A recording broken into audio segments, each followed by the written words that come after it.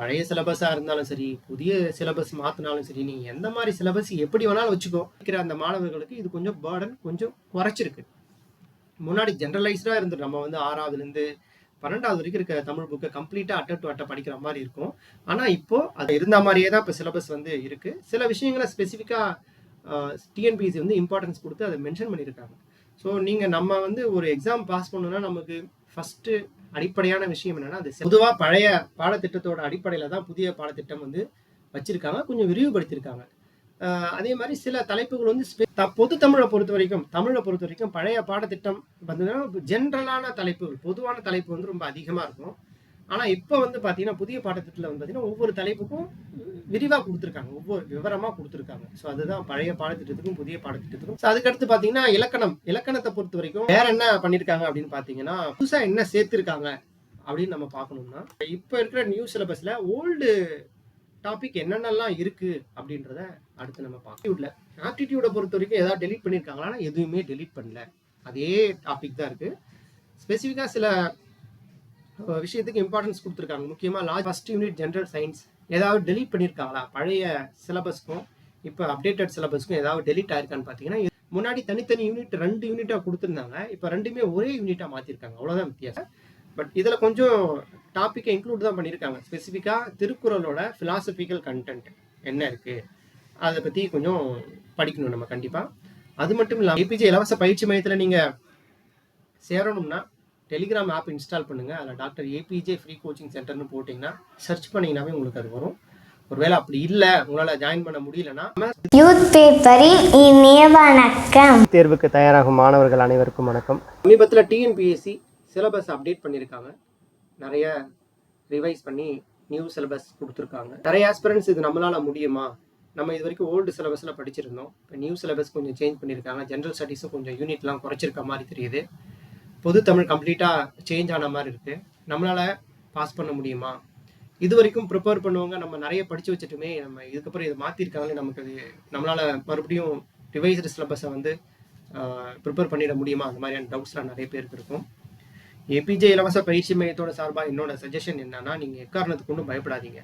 நீங்கள் ரொம்ப நாளாக படிச்சுட்டு இருக்க ஆஸ்பிரண்ட்டாக இருந்தாலும் சரி, இல்லை இப்போ தான் நீங்கள் புதுசாக ஸ்டார்ட் பண்ண போகிறீங்க அப்படின்னு இருந்தாலும் சரி, நிச்சயமாக உங்களோட மைண்ட் செட், உங்களோட தன்னம்பிக்கை மட்டும்தான் உங்களுக்கு வெற்றியை கொடுக்கும். டிஎன்பிஎஸ்சி என்ன சிலபஸ் மாற்றினாலும் சரி, என்ன மாதிரியான விஷயங்களை பண்ணாலும் சரி, நீங்கள் தன்னம்பிக்கையோட தீர்க்கமாக ஒரு அரசு பணியை வாங்கணும் அப்படின்ற ஒரு எண்ணத்தில் உறுதியாக இருந்தீங்கன்னா நிச்சயமாக உங்களால் வேலை வாங்க முடியும்.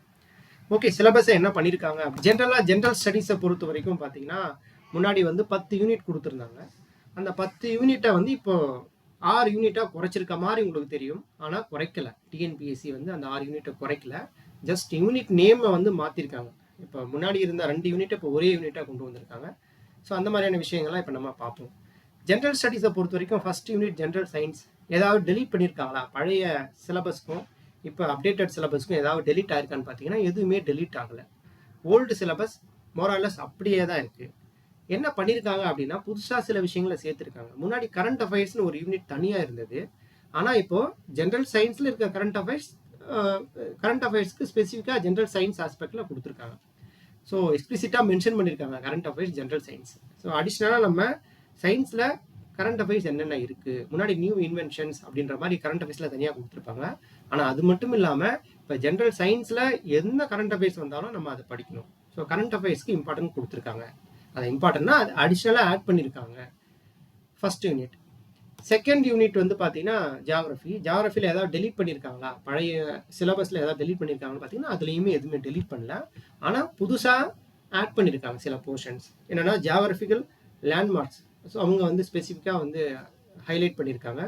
அது மட்டும் இல்லாமல் கிளைமேட் சேஞ்ச், ஸோ அதை கொஞ்சம் எம்பசைஸ் பண்ணியிருக்காங்க.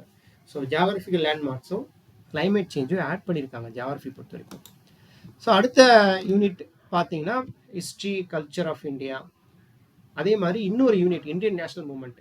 முன்னாடி தனித்தனி யூனிட் 2 யூனிட்டாக கொடுத்துருந்தாங்க, இப்போ 2மே ஒரே யூனிட்டாக மாற்றிருக்காங்க, அவ்வளோதான் வித்தியாசம். 2 யூனிட்டை ஒரே யூனிட்டாக மெர்ஜ் பண்ணியிருக்காங்க. ஸோ அதனால தான் உங்களுக்கு யூனிட் குறைஞ்ச மாதிரி தெரியும் ஜென்ரல் ஸ்டடீஸில், ஆனால் குறைக்கல. ஸோ இதில் வந்து 2 யூனிட்லையுமே சேர்த்து ஏதாவது போர்ஷன்ஸ் டெலீட் பண்ணியிருக்காங்களா அப்படின்னு பார்த்தீங்கன்னா இல்லை, மோராலெஸ் எல்லா டாப்பிக்குமே அப்படியே தான் இருக்குது. இருந்தாலும் சில விஷயங்களை எக்ஸ்பிளிசிட்டாக மென்ஷன் பண்ணியிருக்காங்க. அது என்னன்னு பார்த்தீங்கன்னா, இப்போ முத்துலட்சுமி அம்மையார் மூவலூர் ராமாமிர்தம், இவங்களெல்லாம் வந்து ஸ்பெசிஃபிக்காக நேம் மென்ஷன் பண்ணியிருக்காங்க.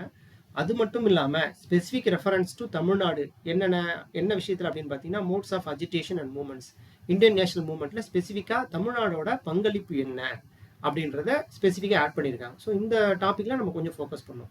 அது மட்டும் இல்லாமல் புதுசாக இன்னொரு டாபிக் ஆட் பண்ணியிருக்காங்க, India as a secular state அப்படின்ற ஒரு நியூ சிலபஸ், நியூ டாப்பிக்கை வந்து கொண்டு வந்திருக்காங்க. So history, culture, Indian national movement முன்னாடி 2 யூனிட்டாக இருந்தது, அப்போ ஒரே யூனிட்டாக மாற்றிருக்காங்க, அவ்வளோதான் வித்தியாசம். அடிஷ்னலாக இப்போ நான் சொன்ன டாப்பிக்லாம் ஆட் பண்ணியிருக்காங்க.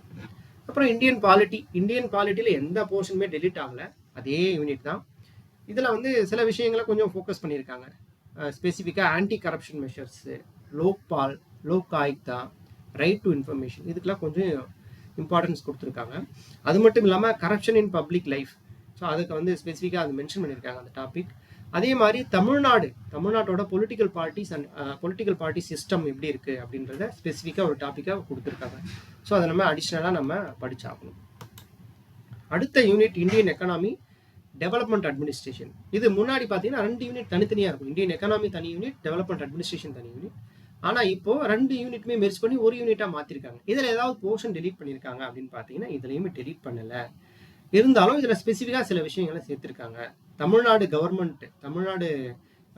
கவர்மெண்டோட வெல்ஃபேர் ஸ்கீம்ஸ் வந்து இம்பார்ட்டன்ஸ் கொடுத்துருக்காங்க. அது மட்டும் இல்லாமல் ஜியாகிரபி ஆஃப் தமிழ்நாடு, அதோட இம்பாக்ட் எக்கனாமிக் க்ரோத்தில் என்ன இருக்குது அப்படின்றத ஸ்பெசிஃபிக்காக சொல்லியிருக்காங்க. முன்னாடி இது இருக்க தான் செய்யுது, பட் இருந்தாலும் ஸ்பெசிஃபிக்காக கொஞ்சம் எம்ஃபசைஸ் பண்ணியிருக்காங்க. அது மட்டும் இல்லாமல் டெவலப்மெண்ட் அட்மினிஸ்ட்ரேஷன் அந்த ஆஸ்பெக்டில் வந்து பார்த்தீங்கன்னா எஜுகேஷன் அண்ட் ஹெல்த் சிஸ்டம் முன்னாடி இருந்தது, இப்போ கொஞ்சம் எம்ஃபசைஸ் பண்ணியிருக்காங்க. எஜுகேஷன் அண்ட் ஹெல்த் சிஸ்டத்துக்கு இது பண்ணியிருக்காங்க. அது இல்லாமல் கரண்ட் சோஷியோ எக்கனாமிக் இஷ்யூஸ் வந்து எம்ஃபசைஸ் பண்ணியிருக்காங்க. ஸோ இதெல்லாம் நியூவாக இருக்கிற ஒரு விஷயம், அதை புதுசாக வந்து அதுக்கு முக்கியத்துவம் கொடுத்துருக்காங்க யூனிட் 5ல். அப்புறம் லாஸ்ட்டாக யூனிட் 6ல் வந்து பார்த்தீங்கன்னா history, culture, Tamil Nadu political moments, இதை வந்து எதாவது டெலீட் பண்ணியிருக்காங்கன்னு பார்த்தீங்கன்னா இதில் எதுவுமே டெலீட் பண்ணல.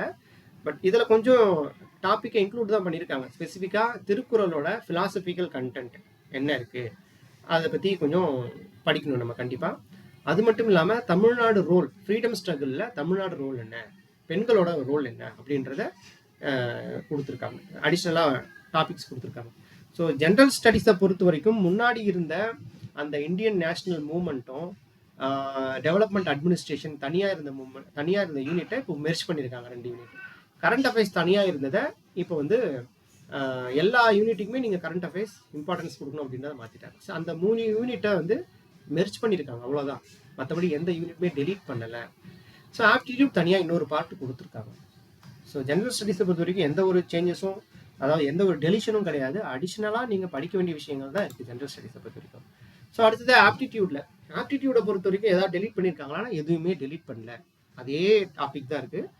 ஸ்பெசிஃபிக்காக சில விஷயத்துக்கு இம்பார்ட்டன்ஸ் கொடுத்துருக்காங்க. முக்கியமாக logical reasoning, alpha numeric reasoning, இதெல்லாம் வந்து முக்கியமான செப்பரேட் டாப்பிக்காக வந்து மென்ஷன் பண்ணியிருக்காங்க. மற்றபடி ஜென்ரல் ஸ்டடீஸை பொறுத்த வரைக்கும் நீங்கள் புதுசாக இப்போ அதாவது கரண்ட் இஷ்யூஸ்க்கு ஏற்ற மாதிரி அப்டேட் தான் பண்ணியிருக்காங்க தவிர எதுவுமே டெலீட் பண்ணல. நீங்கள் கொஞ்சம் எக்ஸ்ட்ரா எஃபோர்ட் போடணும் ஜென்ரல் ஸ்டடீஸை பொறுத்த வரைக்கும். ஏன்னா ஜென்ரல் ஸ்டடீஸ் மார்க் தான் உங்களை டிட்டர்மின் பண்ணணும் நீங்கள் சர்வீஸ் வாங்கலையா அப்படின்றது. ஸோ இது ஜென்ரலாக இந்த ஜென்ரல் ஸ்டடீஸை பொறுத்த வரைக்கும் என்ன சொல்லியிருக்காங்க அப்படின்னு பார்த்தீங்கன்னா, பழைய ஓல்டு சிலபஸில் என்ன இருந்ததோ அதை அப்படியே திருப்பி ரீட்டைன் பண்ணியிருக்காங்க. முக்கியமாக கரண்ட் அஃபேர்ஸ் வந்து எல்லா யூனிட்லேயும் நம்ம கரண்ட் அஃபேர்ஸ் இம்பார்ட்டன்ட், எல்லா யூனிட்லையுமே கரண்ட் அஃபேர்ஸ் என்ன இருக்குது அப்படின்றத நீங்கள் படிக்கணும். கரண்ட் அஃபேர்ஸ் வந்து இம்பார்ட்டன்ஸ் கொடுத்துருக்காங்க. அது மட்டும் இல்லாமல் தமிழ்நாடு ஸ்பெசிஃபிக் டாபிக்ஸ் வந்து நீங்கள் இப்போ ஹிஸ்ட்ரி, எக்கனாமி, பாலிட்டிலாம் வந்து தமிழ்நாடு ரிலேட்டடாக இருக்கிற விஷயங்களை நீங்கள் கொஞ்சம் ஃபோக்கஸ் பண்ணணும். முன்னாடி நேஷனல் லெவலில் இருக்கும், இப்போ தமிழ்நாடுக்கு ஸ்பெசிஃபிக்காக வந்து இம்பார்ட்டன்ஸ் கொடுத்துருக்காங்க. அது மட்டும் இல்லாமல் சோஷியல் இஷ்யூஸ், கரப்ஷன், இந்த கல்ச்சுரல் எலிமெண்ட்ஸ், இந்த ஆஸ்பெக்டில் கொஞ்சம் நீங்கள் ஸ்பெசிஃபிக்காக அவங்க இம்பார்ட்டன்ஸ் கொடுத்துருக்காங்க, நம்மளும் அதை படிக்கணும். மற்றபடி டெலிஷன் வந்து ரொம்ப மினிமல் சேஞ்சஸ் தானே தவிர மேக்ஸிமம் நிறைய அதே சிலபஸாக வருது. சில டாபிக்ஸ்லாம் புதுசாக தான் ஆட் பண்ணியிருக்காங்க. ஜென்ரல் ஸ்டடீஸை பொறுத்த வரைக்கும் இதுதான் நிலைமை. ஸோ யாரும் பயப்பட வேண்டாம், முன்னாடி இருக்கிறது அப்படியே தான் இருக்குது. எக்ஸ்ட்ரா கரண்ட் அஃபேர்ஸை நீங்கள் கொஞ்சம் ஃபோக்கஸ் பண்ணணும். சில டாபிக்ஸ் ஆட் பண்ணியிருக்காங்க, ஸோ அதை நீங்கள் அடிஷ்னலாக பார்க்கணும். ஜென்ரல் ஸ்டடீஸை பொறுத்த வரைக்கும் இதுதான், வேறு ஒன்றுமே இல்லை. ஸோ அடுத்ததாக தமிழை பொறுத்த வரைக்கும் பார்த்தீங்கன்னா முன்னாடி 3 பகுதிகளாக இருந்திருக்கும். இலக்கணம், இலக்கியம், தமிழ் அறிஞர்களும் தமிழ் தொண்டும்னு சொல்லிட்டு 3 பகுதியாக வச்சுருந்தாங்க. இப்போ வந்து அதை பார்த்தீங்கன்னா 7 பகுதியாக பிரிச்சிருக்காங்க. 7 அழகாக பிரிச்சிருக்காங்க. அது எப்படின்னா இலக்கணம், சொல்லகராதி, எழுதும் திறன், கலைச்சொற்கள், வாசித்தல், மொழிபெயர்ப்பு, இலக்கியம் மற்றும் தமிழ் சான்றோர்கள். அந்த முன்னாடி இருந்த 3 பகுதியை இப்போ 7 பகுதியாக பிரிச்சிருக்காங்க. முன்னாடி வந்து பார்த்தீங்கன்னா கொஞ்சம் ஒவ்வொரு பகுதிக்கும் என்னென்ன பண்ணணும்னு கொடுத்துருப்பாங்க. இந்த 7 பகுதிக்குமே தனித்தனியாக என்ன மாதிரியான கொஷின்ஸ் கேட்பாங்க அப்படின்றத அதையும் ஸ்பெசிஃபிக்காக கொடுத்துருக்காங்க. நீங்கள் சிலபஸ் எடுத்து பார்த்தீங்கன்னா உங்களுக்கு தெரியும். ஸோ பொது தமிழை பொறுத்த வரைக்கும் பழைய பாடத்திட்டம் பார்த்தீங்கன்னா ஜென்ரலான தலைப்புகள், பொதுவான தலைப்பு வந்து ரொம்ப அதிகமாக இருக்கும். ஆனால் இப்போ வந்து பார்த்தீங்கன்னா புதிய பாடத்திட்டத்தில் வந்து பார்த்தீங்கன்னா ஒவ்வொரு தலைப்புக்கும் விரிவாக கொடுத்துருக்காங்க, ஒவ்வொரு விவரமாக கொடுத்துருக்காங்க. ஸோ அதுதான் பழைய பாடத்திட்டத்துக்கும் புதிய பாடத்திட்டத்துக்கும் தமிழில் உள்ள வித்தியாசம். அதே மாதிரி இந்த பழைய பாடத்திட்டத்தில் வந்து பார்த்தீங்கன்னா இலக்கியம், தமிழ் அறிஞர்களும் தமிழ் தொண்டும் இதெல்லாம் வந்து ஜென்ரலான ஒரு தலைப்புகள் இருக்கும். ஆனால் இப்போ வந்து பார்த்தீங்கன்னா ஸ்பெசிஃபிக்காக கொடுத்துருக்காங்க. கலைச்சொற்கள், இந்த வாசித்தல் திறன், மொழிபெயர்ப்பு, இந்த மாதிரி புது அம்சங்களை வந்து இந்த புதிய பாடத்திட்டத்தில் வந்து சேர்த்துருக்காங்க. ஸோ அதுக்கடுத்து பார்த்தீங்கன்னா இலக்கணத்தை பொறுத்த வரைக்கும் பழைய பாடத்திட்டத்தில் வந்து பார்த்தீங்கன்னா வினைச்சொல் வகை, மரபு தொடர் இவங்களை மட்டுமே இதை மட்டுமே மென்ஷன் பண்ணியிருந்தாங்க. ஆனால் இப்போ வந்து பார்த்தீங்கன்னா இலக்கணத்தை பெருசாக்கியிருக்காங்க. இலக்கணத்தில் ஒலியியல் வேறுபாடுகள், வினைமுற்று, வினை எச்சம், பிழை திருத்தம் இதெல்லாம் வந்து ஸ்பெசிஃபிக்காக கொடுத்துருக்காங்க. ஸோ இலக்கணமும் நீங்கள் கொஞ்சம் ஃபோக்கஸ் பண்ணணும். இலக்கிய பகுதிகள் எப்படி இருக்குது அப்படின்னு பார்த்தீங்கன்னா முன்னாடி பழைய பாடத்திட்டத்தில் நூல்கள் மற்றும் ஆசிரியர்களோட தகவல் இதெல்லாம் வந்து படிக்கிற மாதிரி இருந்திருக்கும்.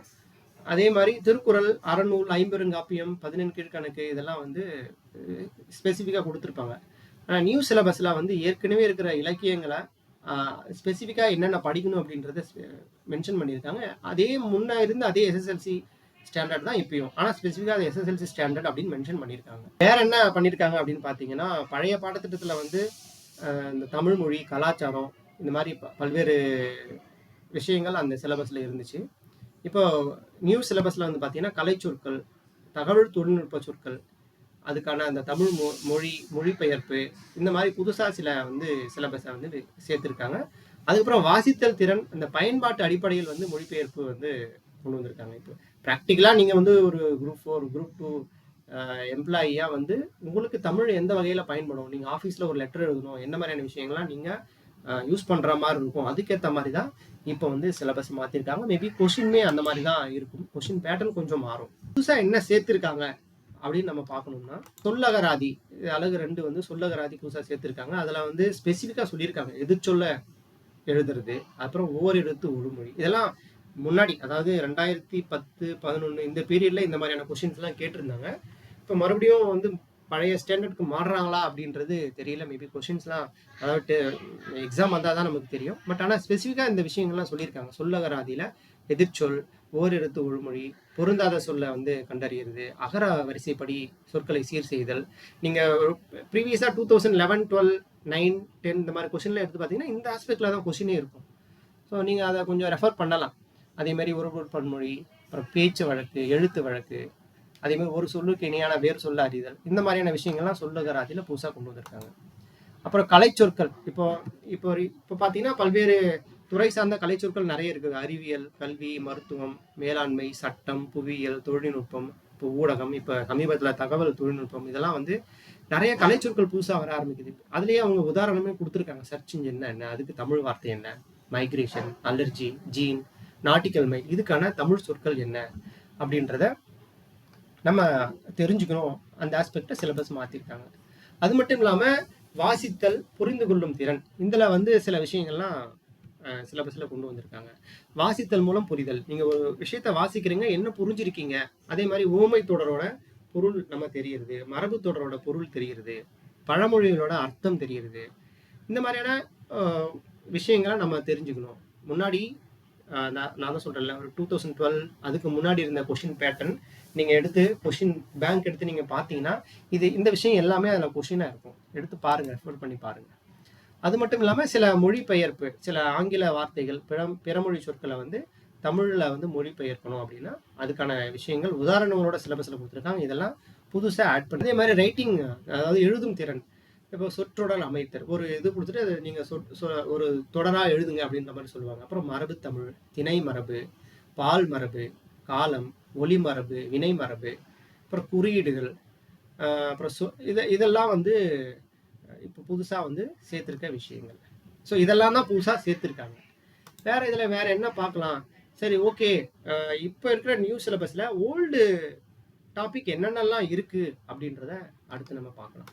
இப்போ இலக்கணம் முன்னாடி இருந்ததே தான், இப்பயும் அதே தான் வருது. இப்போ பிரித்தெழுதல், சந்திப்பிழை இதெல்லாம் வந்து முன்னாடி ஓல்டு சிலபஸ்ல இருந்தே தான் இப்பயும் வருது. அதே மாதிரி எதிர்ச்சொல், வேர்ச்சொல் அறிதல், வினைமுற்று, வினையச்சம், அகர வரிசைப்படி சீர் செய்தல் இதெல்லாம் வந்து பழைய பாடத்திட்டத்திலையும் இருக்கு, புதிய பாடத்திட்டத்திலையும் இருக்கு. அதே மாதிரி சொற்றொடர் அமைத்தல், தொகை மரபு, தன்வினை, பிறவினை, செயற்பாட்டு வினை இதெல்லாம் ஓல்டு சிலபஸ்லயும் இருக்கு, இப்போ நியூ சிலபஸ்லயும் கொண்டு வந்திருக்காங்க. அதே மாதிரி சொல்லகராதியில வந்து எதிர்ச்சொல் தேர்வு செய்தல், பொருந்தா சொல்லை கண்டறிதல், ஒரு பொருளுக்கு பல சொற்கள், பல பொருட்கள், பிழை திருத்தம் இதெல்லாம் வந்து பழைய சிலபஸ்லயும் இருந்திருக்கு, இப்பயும் இருக்கு. அதே மாதிரி பேச்சு வழக்கு இது எல்லாமே வந்து அதே மாதிரி தூய தமிழ் சொற்களை கண்டறிதல் இது எல்லாமே ஓல்டு சிலபஸ்லயும் இருக்கு, இப்போ நியூ சிலபஸ்லயும் இருக்கு. இலக்கியத்துல என்ன இருக்கு அப்படின்னு பார்த்தீங்கன்னா, இலக்கியத்துல ஓல்டு சிலபஸ்ல இருக்கிற இந்த திருக்குறள், நாலடியார், நான்மணிக்கடிகை, அறநூல்கள், 17 கீழ்கணக்கு நூல்கள் இவங்களாம் பழைய பாடத்திட்டத்திலையும் இருந்துச்சு, இப்போ இதுலயும் வந்திருக்கு. அதே மாதிரி கம்பராமாயணம், புறநானூறு, சிலப்பதிகாரம் இந்த இதுலையுமே வந்து கம்பராமாயணம், புறநானூறு, சிலப்பதிகாரம்னா ஓல்டு சிலபஸ்லயும் இருக்கு, இப்போ நியூ சிலபஸ்லயும் கொடுத்துருக்காங்க. வேற தமிழ் அறிஞர்களை பத்தி பார்க்கணும்னா உவே சாமிநாதர், மீனாட்சி சுந்தரனார், பாரதியார், பாரதிதாசன் இவங்கெல்லாம் ஓல்டு சிலபஸ்லயும் இருக்கு, நியூ சிலபஸ்லயும் இருக்கு. அதே மாதிரி தமிழ் மொழியோட தொன்மை, திராவிட மொழிகளின் முக்கியத்துவம், தமிழர் வணிகம் இதெல்லாமே ஓல்டு சிலபஸ்ல கொண்டு வந்திருக்காங்க. வேற அறிவியல், தொழில்நுட்பம் இதெல்லாம் வந்து பார்த்தீங்கன்னா ஆங்கில சொற்களுக்கு இடையான தமிழ் சொற்கள் இதெல்லாம் வந்து 2 சிலபஸ்லையுமே இருக்கு. பொதுவாக பழைய பாடத்திட்டத்தோட அடிப்படையில தான் புதிய பாடத்திட்டம் வந்து வச்சிருக்காங்க, கொஞ்சம் விரிவுபடுத்தியிருக்காங்க. அதே மாதிரி சில தலைப்புகள் வந்து ஸ்பெசிஃபிக்காக வந்து கொடுத்துருக்காங்க. ஸோ இதுதான் வந்து தமிழ். இப்போ நீங்கள் பார்த்தீங்கன்னா உங்களுக்கு தெரியும், யூனிட் நேம் தான் சேஞ்ச் பண்ணியிருக்காங்களே தவிர ஒரு பெருசாக வந்து ரொம்ப சேஞ்சஸ்லாம் நம்ம என்னை பொறுத்த வரைக்கும் நான் சொல்ல மாட்டேன். மேபி கொஷின் எப்படி கேட்குறாங்கன்றதை பொறுத்து தான் நமக்கு தெரியும். டிஎன்பிசி எப்படி கொஷின் கேட்பாங்க அப்படின்றது நம்ம வந்தால் தான் தெரியும். மேஜர் சேஞ்சஸ்னால் நம்ம பெருசாக ஒன்றும் சொல்ல முடியாது. முன்ன இருந்த மாதிரியே தான் இப்போ சிலபஸ் வந்து இருக்குது. சில விஷயங்களை ஸ்பெசிஃபிக்காக டிஎன்பிசி வந்து இம்பார்ட்டன்ஸ் கொடுத்து அதை மென்ஷன் பண்ணியிருக்காங்க. ஸோ நீங்கள் நம்ம வந்து ஒரு எக்ஸாம் பாஸ் பண்ணணும்னா நமக்கு ஃபஸ்ட்டு அடிப்படையான விஷயம் என்னென்னா அது சிலபஸ். அந்த சிலபஸில் அவங்க என்ன கொடுத்துருக்காங்க, என்ன வார்த்தைகளை கொடுத்துருக்காங்க அப்படின்றத கொஞ்சம் நீங்கள் படித்து முழுமையாக உணர்ந்து அதுக்கேற்ற மாதிரி உங்களோட ப்ரிப்பரேஷனை நீங்கள் வைங்க. ஜென்ரல் ஸ்டடீஸை பொறுத்த வரைக்கும் பெரிய சேஞ்சஸ்லாம் எதுவுமே கிடையாது. சில விஷயங்களை புதுசாக ஆட் பண்ணியிருக்காங்க. பொதுத்தமிழை பொறுத்த வரைக்கும் முன்னாடி இருந்த அந்த 3, அதாவது இலக்கணம், இலக்கியம், தமிழறிஞர்களும், தமிழ் தொண்டுமே இப்போ 7 யூனிட்டாக மாற்றிருக்காங்க. அந்த 7 யூனிட்லையுமே ஸ்பெசிஃபிக்காக இந்த மாதிரி தான், இந்த ஆஸ்பெக்டில் தான் கொஸ்டின் கேட்போம்னு தெளிவாக சொல்லிட்டாங்க. ஸோ தமிழ் படிக்கிற அந்த மாணவர்களுக்கு இது கொஞ்சம் பேர்டன் கொஞ்சம் குறைச்சிருக்கு. முன்னாடி ஜென்ரலைஸ்டாக இருந்துட்டு நம்ம வந்து 6வதுலேருந்து 12வது வரைக்கும் இருக்க தமிழ் புக்கை கம்ப்ளீட்டாக அட்டை டு அட்டை படிக்கிற மாதிரி இருக்கும். ஆனால் இப்போ அது இல்லை, கொஞ்சம் குறைச்சிருக்க மாதிரி தெரியுது. ஸோ இருந்தாலும் இந்த சிலபஸ் ஆஸ்பெக்டில் நீங்கள் பார்க்கணும். முன்னாடி இருக்கிற கொஷின்ஸ் பேப்பரையும் எடுத்து பாருங்கள். 2007, 8, 12, 13 இந்த பீரியடில் இருக்க கொஷின் பேப்பர்லாம் எடுத்து பார்த்தீங்கன்னா அதில் கொஷின்ஸ் செட்டப் எப்படி இருக்கோ அந்த மாதிரி தான் இப்போ சிலபஸ் இருக்குது. ஸோ அதை ரெஃபரன்ஸ்க்காக வச்சுக்கோங்க. ஆனால் இருந்தாலும் நீங்கள் வந்து அட்டை டு அட்டை படிக்கணுமா அப்படின்னு கேட்டிங்கன்னா என்னை பொறுத்த வரைக்கும் அட்டை டு அட்டை ஒரு தடவை படிச்சிருங்க. அதான் நான் சொல்லுவேன். ஏன்னா தமிழில் நம்ம வந்து 100க்கு 100 மதிப்பெண் எடுக்கணும் அப்படின்னா அட்டை டு படிக்கிறதுல தப்பே கிடையாது. மனப்பாடம் பண்ண தேவையில்லை, புரிஞ்சு படிங்க. ஆனால் அட்டை டு அட்டை படித்தாலும் உங்களோட ஃபோக்கஸ் எல்லாமே சிலபஸில் மட்டும்தான் இருக்கணும். நீங்கள் சிலபஸ் மட்டும்தான் படிப்பேன்னா அது நீங்கள் தமிழில் தேடி தேடி அந்த புக்கில் வந்து படிக்கிறது என்னை பொறுத்த வரைக்கும் கொஞ்சம் கஷ்டமான விஷயமா இருக்கும். ஒரு தடவை நீங்கள் 6வதுலேருந்து 10வது வரைக்கும் இருக்கிற புக்கை கம்ப்ளீட்டாக ஒரு ரீட் பண்ணிடுங்க. அப்போ தான் ஒரு ஜென்ரலைஸ், அதாவது பொதுவான ஒரு தமிழ்னா இதுதான் அப்படின்ற ஒரு அடிப்படையான ஒரு விஷயம் உங்களுக்கு புரிஞ்சிடும். அவங்க எந்த மாதிரி சிலபஸ் வேறு மாதிரி இப்போ 6லேருந்து 10th வரைக்கும் இருக்கிற தமிழ் புத்தகங்களை தான் பிரித்து இப்படி கேட்போம் இப்படி கேட்போம்னு கொடுத்துருக்காங்க. நீங்கள் ஒரு தடவை 6வதுலேருந்து 10வது வரைக்கும் பேசிக்காக ஒரு தடவை படிச்சிட்டிங்கன்னா, ஜஸ்ட்டு புரிதலுக்காக படிங்க, மனப்பாடம் பண்ணாதீங்க. ஒரு தடவை படிச்சிட்டிங்கனாவே நீங்கள் தமிழ் இதுதான் அப்படின்னு தெரிஞ்சிடும். அதுக்கப்புறம் நீங்கள் சிலபஸை எடுத்து சிலபஸ் வைஸாக நிறைய ப்ராக்டிஸ் பண்ணுங்கள். ப்ராக்டிஸ் தான் உங்களுக்கு வந்து வெற்றியை கொடுக்கும். நீங்கள் பழைய சிலபஸாக இருந்தாலும் சரி, புதிய சிலபஸ் மாற்றினாலும் சரி, நீங்கள் எந்த மாதிரி சிலபஸ் எப்படி வேணாலும் வச்சுக்கோ. நான் வந்து அந்த சிலபஸுக்கான அந்த சப்ஜெக்டுக்கான அடிப்படையான விஷயங்களை நான் தெரிஞ்சு வச்சுக்கிட்டு அதுக்கப்புறம் அதில் நிறைய பயிற்சி தேர்வுகளை நான் எழுதுனேன்னா, நீ என்ன மாதிரியான சிலபஸ் வேணாலும் வச்சுக்கோ, எப்படிப்பட்ட சிலபஸ் எவ்வளோ டஃப்பாக வேணா இருக்கட்டும், எப்படி வேணாலும் மாற்றிக்கோ. நான் அதுக்கான முறையாக வந்து அடிப்படையாக அந்த விஷயங்களை தெரிஞ்சு வச்சுக்கிட்டு நிறைய பயிற்சி தேர்வுகளை நான் எழுதுனேன்னா நிச்சயமாக நான் வந்து டாப்பராக வருவேன், நான் ஜெயிக்க முடியும், அரசு பணியை நான் வாங்குவேன் அப்படின்ற ஒரு நம்பிக்கையை உங்களுக்குள்ளே கொண்டு வாங்க. நிச்சயமாக ஜெயிக்க முடியும். ஸோ சிலபஸ் சேஞ்சஸ்ன்னு சொல்லிட்டு எந்த வித பயமும் எந்த வித ஒரு மாதிரி தயக்கமும் உங்களுக்கு வேண்டாம். தாராளமாக நீங்கள் மறுபடியும் வந்து ஸ்டார்ட் பண்ணுங்கள். நீங்கள் எல்லாமே ஓல்டு ஆஸ்பிரண்ட்டாக இருக்கீங்க, பல வருஷமாக படிச்சுட்டு இருக்கீங்கன்னா கொஞ்சம் கூட பயப்படவே வேண்டாம். ஜஸ்ட் சிலபஸை ஃபோக்கஸ் பண்ணுங்கள். ஏன்னா நீங்கள் எல்லாமே புக்கெல்லாம் படிச்சிருப்பீங்க அட்டை. அதனால் உங்களுக்கு பயமே வேண்டாம். நீங்கள் சிலபஸை ஃபோக்கஸ் பண்ணி சிலபஸ்க்கு ஏற்ற மாதிரி நிறைய டெஸ்ட் ப்ராக்டிஸ் பண்ணுங்கள். நியூவாக இப்போ தான் நான் ஸ்டார்ட் பண்ண போகிறேன் அப்படின்ற ஆஸ்பிரண்ட்லாம் தயவுசெய்து நீங்கள் ஜெனரல் ஸ்டடீஸ்க்கு சிலபஸை ஃபோக்கஸ் பண்ணுங்கள். தமிழுக்கு ஒரு தடவை 6ஆவதுலேருந்து 10ஆவது வரைக்கும் இருக்க புக்கை அட்டை படிச்சிருங்க, புரிதலோடு படிங்க. படித்து முடிச்சதுக்கப்புறம் இந்த சிலபஸ் ஆஸ்பெக்டில் நிறைய டெஸ்ட் ப்ராக்டிஸ் பண்ணுங்கள். சிலபஸ் ஆஸ்பெக்ட்லையும் கொஞ்சம் படிக்க முயற்சி பண்ணுங்கள். கொஞ்சம் பிரித்து படிக்கிறப்ப உங்களுக்கு அந்த தமிழில் இப்படி தான் இருக்கும், இது இங்கே தான் இருக்குது அப்படின்றது தெரிய வரும். ஸோ சிலபஸை ஃபோக்கஸ் பண்ணி நிச்சயமாக நீங்கள் படித்தாவே உங்களால் வேலை வாங்க முடியும். ஏபிஜே இலவச பயிற்சி மையத்தில் நீங்கள் சேரணும்னா டெலிகிராம் ஆப் இன்ஸ்டால் பண்ணுங்கள். அதில் டாக்டர் ஏபிஜே ஃப்ரீ கோச்சிங் சென்டர்னு போட்டிங்கன்னா சர்ச் பண்ணிங்கனாவே உங்களுக்கு அது வரும். ஒருவேளை அப்படி இல்லை, உங்களால் ஜாயின் பண்ண முடியலன்னா வாட்ஸ்அப் நம்பர் 8838019287 8838019287 இந்த நம்பருக்கு ஒரே ஒரு மெசேஜ் டெக்ஸ்ட் பண்ணிங்கன்னா போதும், வாட்ஸ்அப் மெசேஜ் அனுப்பிச்சிங்கன்னா போதும், உங்களுக்கு அந்த டெலிகிராம் சேனலோட லிங்க் வரும், அதில் நீங்கள் ஜாயின் பண்ணிக்கலாம். ஏபிஜே இலவச பயிற்சி மையம் தொடர்ச்சியாக எல்லா எக்ஸாமுக்கும் வாரம் பயிற்சி தேர்வுகளை வச்சுட்டு தான் இருக்கும்.